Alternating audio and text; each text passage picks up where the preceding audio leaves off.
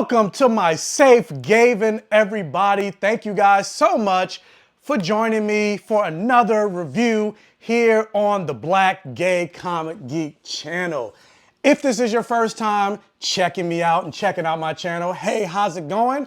My name is Michael. I call myself the Black Gay Comic Geek, and I always say the things that I love to talk about on my channel has blood, sex, gore, and magic, or any variation of the force. I like to talk superheroes, video games, comic books, action movies, sci-fi, horror, fantasy, and of course I like to talk black representation and queer representation. So if that is something that you are interested in, if you think representation equals normalization, and you like the fact that there is a black gay YouTuber, especially during Black History Month, reviewing nerd content, fantasy, horror, all of that stuff because representation matters, do me a favor. Hit that subscribe button, become one of my safe Gaveneers, and then also whether you are a regular, a new person on the channel, if you could do me a strong favor, because you do not realize how much it helps, hit that like button. It'll really help with the YouTube algorithm. It'll push this video out there and more people can get recommended to this video, which then puts their eyes on my channel, and then the channel could continue to grow. Guys, I know this is a little different because every episode, except for maybe like the first two or whatever, I've gone live to talk The Last of Us, but I realized by the time this video airs, I will be in Los Angeles, so I'm pre-recording this video. Thank you, HBO Max, for giving me, because I get the episodes every Thursday the week before.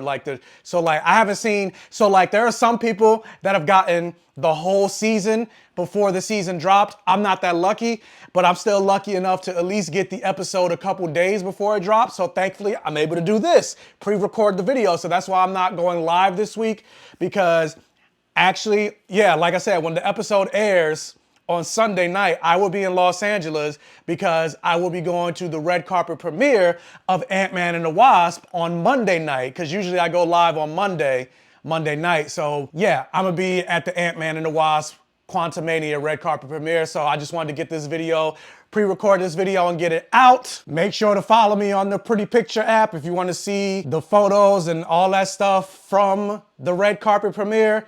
But anyway, with that out of the way, let's get into spoilers for The Last of Us Episode 4. This episode, I'm gonna just call The Rebirth of Daddy Joel.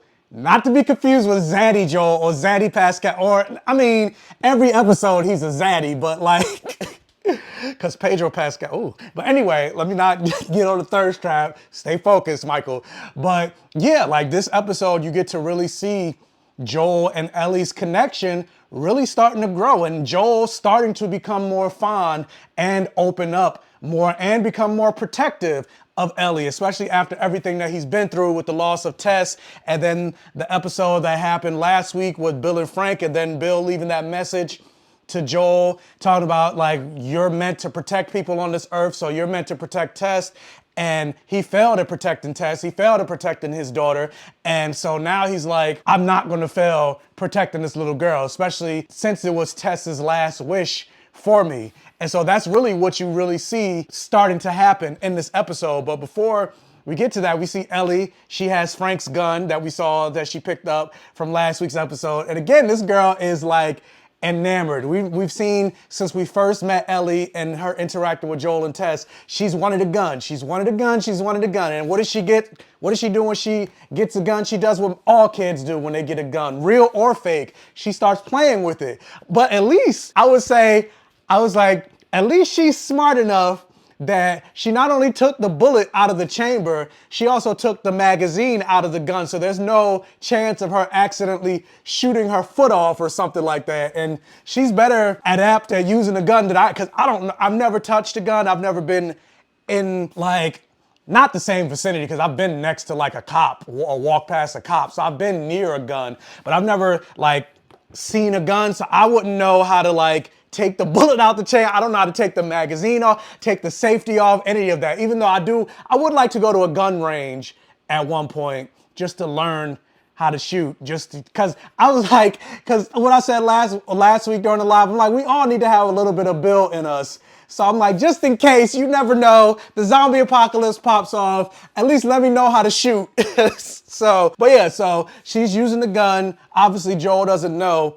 And of course, we get to see from the video game the famous joke book that Ellie loves. She loves those corny little pun jokes. And so with that, this is like the first steps of Joel kind of opening up to Ellie, because you could tell he wants to smile and like interact. Like he thinks some of it is a little, it's stupid, it's ridiculous, but you can see he's like trying to hold back a smile, but he's still trying to remain the stoic, you know, Joel. But Ellie can tell, like she's breaking down his wall, she's getting to him. And so that's making her, like, as they were leaving, you saw her smiling, because at the end of the day, she does admire and look up to Joel, because even though Tess is someone that tried to connect with her for the most part before she died, Joel was the one that has saved her life more than once. And so I think because of that, she looks up to him. She wants to make a connection with him because he essentially is her protector. Or even going back to last week's episode where she was like,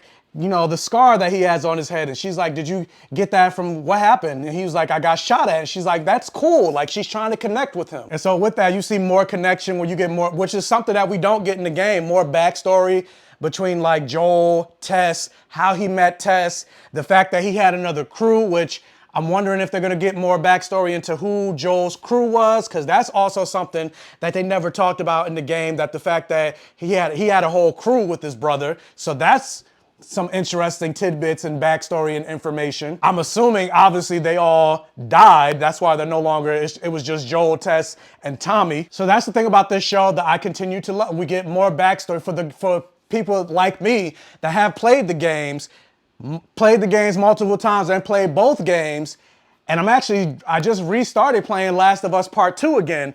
And so like, I appreciate these other nuggets of backstory, despite the fact that it is a very faithful adaptation, which, speaking of, the moment where Ellie finds Bill's gay porn magazine, and I was like, of course Bill's looking at black men. Like, I'm not surprised, but because everybody loves black people, or like there's a meme that says, granted, I don't fully know if Joel is one, or not Joel, but Bill's one of these types of people, but I'm like, I'm not surprised. I'm like, everybody loves black dick, but nobody loves black people. And it's just about the fetishization of black men, and of course black women too. But yeah, so full black man on the panel, and then Ellie's looking at it. She's like, you know, looking at it, she's joking around. She's like, oh my God, like how's he walking around with that thing? Obviously alluding to, if it's porn, big slong dong. I was about to say the other word, but I'm like, be careful, Michael, don't get demonetized. And then she's joking, you know, about the pages being stuck together, all that stuff. Like all of that is like scene for scene, beat for beat, taken from the video game. So of course that was cool to see. And Joel getting into the whole father mentality. He's like, wait, Ellie, you're not old enough to see that. Like, don't, like, stop or whatever. So, but of course Ellie obviously already knew, because she's like, I'm just effing with you, man. And she throws the magazine out the window. I was like, I remember this. Again, very much like the video game. And so with that, like I mentioned, this whole idea of Daddy Joel, like he's really taking on and accepting this new role as Ellie's protector. Like when they stop for the night in the woods, and basically tells Ellie, like, both of them are gonna go to sleep. She convinces Ellie to go to sleep. She's like, nobody's gonna find them in these woods. And then he also mentions how, because it's such a remote area, you don't have to worry about infected, but you do have to worry about people. But nobody's gonna find them in these woods. At least he says that to get Ellie to go to sleep. But you see, again, taking on that protector role, you know, that loyalty role, he stayed up the whole night. And then when they woke up the next morning, like, and kudos to like the makeup department and all that stuff. Like you could see like the bags in his eyes. Like you could tell Joel stayed up all night and he was tired. But good old Frank, or good old Bill, or both Bill and Frank came through with the pinch, and they had, you know, some coffee, which Joel, he loves him some coffee. But Ellie, she said, I'm not sure if she said, and this is one thing about the screeners, like we don't have closed caption on the screeners. I'm not sure if she said it smells like bird shit or burnt shit, but obviously, Ellie doesn't like coffee. She doesn't really, I mean, I'm pretty sure she knows what coffee is, but hey, that makes two of us. I think coffee tastes disgusting. But again, I like the banter between the two of them when she's talking shit about the coffee, he's just like, he's sipping it to be like, I like the coffee. Pay attention to the map. And again, like this evolution between the characters, this father-daughter evolution that's growing between them. Ellie and Joel are like some of my favorite characters in video games, and The Last of Us is one of my favorite video games in the last decade. And so speaking of video games, this is the part where we eventually get to the video game moment of the episode where they're driving, they get lost, they turn around trying to get back their whereabouts on the road, and they come across a guy that's pretending to be injured to try to ambush them. Joel instantly knows what's up. We learn later on that this is something that he's done before. He said he's been on both sides of it. He's killed innocent people. He did what he had to do to survive in this zombie apocalypse world. And so he knows that they're trying to play them. So he drives through the people. They try to ambush them. They end up taking out the car, the tires, and all of that stuff. And then there's a typical video game shootout. And again, talking about adaptation, like all of this stuff, this is like scene for scene. Exactly, not exactly, because like once you get to the shootout, it's a little different, but it's basically the video game, hide and duck, ammo, shoot, cover, all of that stuff. But what's very different is Ellie takes out one of the guys or shoots one of the guys and paralyzes him in his leg. And you get to, I guess, elicit some level of sympathy because the guy's begging for his life. He's like, please, we're all friends now. We can trade. I'll help you. Like, I'll introduce you. I'll take you to my mother. Please, I don't want to hurt anybody. It's like, of course you're saying that now because you know you're about to die. But where was all that energy when you basically was trying to kill us a couple seconds ago? When we were just minding our business. It's not like Joel and Ellie attacked them. They shot first, basically. And again, with Joel taking on that protector role, he doesn't want Ellie to see what he's about to do to this guy, which I'm like, I didn't blame him at all. I was like, yeah, take this guy out. Like they just tried to kill you. Like, no, fuck him. So he takes him out. And of course, this also goes to show, like, despite how brutal Ellie will become and how psychotic in some ways she is with like her like experimenting and like dissecting the infected, killing the infected, her being like activated and intrigued and excited when Joel was beating that man to death or whatever, her constantly wanting a gun and all of that, you still get to see moments that at the end of the day, she is still a kid, she is still afraid, she is still affected by this stuff because you do see like she started crying, like, and the fact that she shot that guy does have an effect on her, even though we do learn, we don't know the full circumstances of it, but this wasn't the first time that she's used a gun on somebody. I have a speculation based on the game, who or what happened and the first time she had to kill somebody, but it wasn't something that was fully revealed in the game. But if it's what I think it is, I'm like, well, that would make the most sense. But yeah, I have speculations about that. But who knows? I could be wrong. Because speaking of speculations and backstory, because we know at the end of this episode, we get to see Henry and Sam. And oh, Henry and Sam, I can't wait to see Henry and Sam. Like, we get more backstory into Henry and Sam, and we get to see where Henry and Sam came from with this new community of people, which obviously they're not Fedra, they're not Fireflies. And knowing what I know about Henry and Sam, especially, I mean, obviously you know Henry and Sam because you saw them at the end of this episode. You see Henry and Sam, two black guys. Henry is an older brother. Henry is older, and Sam is his younger brother. And I'm not gonna spoil anything, but like, seeing that this mostly white community and they're looking for Henry and Sam, they're trying to kill Henry and Sam, they're like take them out. I was just like, granted, I saw there was some black people in the crowd, but at the same time, it was mostly white people and they're looking for these two black people. I'm like, it's giving slave patrols. I was like, granted, that's what my mind was. I was like, yeah, especially because I was like, even before they revealed Henry, I was like, I know those names. And so like, and then you saw like the pictures, Sam drawing the superhero pictures. I was like, yeah, these white people looking for him. It's definitely giving slave patrols and it's Black History Month. But apparently this new character who I don't know who she wasn't in the game, or if she was in the game, she was a very minor character. But apparently Henry had something to do with the death of her brother, so she's out for revenge.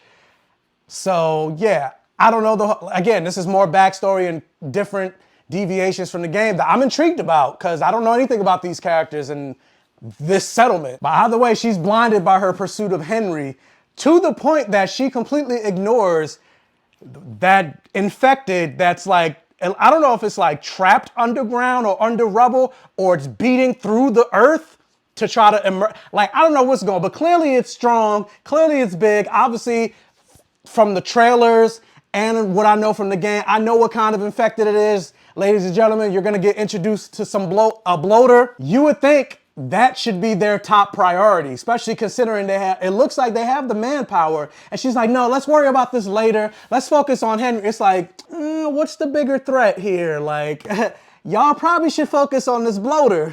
But I can't wait to see this different type of, because there are different types of infected in this world. We already saw the runners. Those are the people that just get infected that obviously run. They're more human-like. We saw the clickers in the second episode. There's bloaters, there's shamblers, there's stalkers, there's the Rat King. I think that's it. Or I might be missing one. No, I think that's it. Those are the 6 different types of infecteds that we've seen in the first 2 games so far. Maybe in the 3rd game, they'll introduce a different one. I don't know. But I think there are 6 different kinds. So yeah, we're gonna get introduced to bloaters soon. And the episode pretty much ends where Joel and Ellie, I think, make their strongest connection yet with Joel, where she catches Joel off guard, where everything's all serious and things like that. They're talking about how we also learned that Joel can't hear from his right ear, mostly because of the shooting. I guess that makes sense, because like when you go to a gun range, they have you wear earmuffs because guns are loud. And he's trying to talk to Ellie and, console her and saying like, everything that she's going through shouldn't be done. A kid shouldn't do it and all that other stuff. And then she catches him off guard with a joke from the joke book, which also a connection, like when they were in the woods, he knew one of the jokes, which also shows he is opening up to Ellie. When why did the Scarecrow win in a war? He was outstanding in this field. And so what was the joke that she said? Did you know diarrhea is hereditary because it runs in your genes? And this is when Joel, he couldn't help himself, and he started laughing because it was stupid. And sometimes when something's just so stupid, you can't help but laugh. So he was like laughing, and Ellie was laughing too, and they made a connection. And so, unlike before in the woods, Joel lets his guard down. He actually goes to sleep this time. And when he does, what happens? We get Sam and Henry holding guns on Joel and Ellie, and the episode ends. And yeah, when the episode ended, I was like, oh, come on, don't end here. Like, I need more. But yeah, this is another fun episode. Again, I am loving every single episode of this show. Like, I will say the only thing that's disappointing me about the show so far, especially this episode in particular, is this is technically the first episode where we don't get any flashback or like a cold, because granted, last week we didn't get a cold open, but we still kind of got it where we got the backstory with Frank back in 2003 and then throughout the years. But this episode, there was no flashback. And so I really like those cold opens that we've gotten in the first 2 episodes of the start of the outbreak, how the world was beforehand, all of that other stuff. But now we're just getting more, we're getting more into the story, more or less. But either way, I'm still excited about this show. I'm still excited about this episode. I had a blast with this episode. I can't wait to see episode 5. I can't wait to see more from Henry and Sam and more backstory in between this settlement that they came from and then the true story or whatever behind this woman's brother and who are they and all this other stuff. So yeah, I'm excited. I'm enjoying it. But the question is, what did you guys think about this episode of The Last of Us? Let me know all of your thoughts in the comment section below. How do you feel about the evolution between Joel and Ellie's character? I know there are some people that were saying that Ellie is annoying to them. Does this episode warm you up to Ellie a little bit more? Are you still annoyed? Let me know all of your thoughts in the comment section below. Also, if you can, hit that thumbs up button and like this video to really help, again, with the YouTube algorithm. If this is one of your first time checking out one of my videos, please check out the other videos on my channel. If you like what you see, please subscribe for more. Hit that bell notification button so you're alerted every single time I post a new video. And tell your friends, families, and neighbors about my channel to help me continue to grow. Happy Black History Month. And as always, I will catch you guys next time.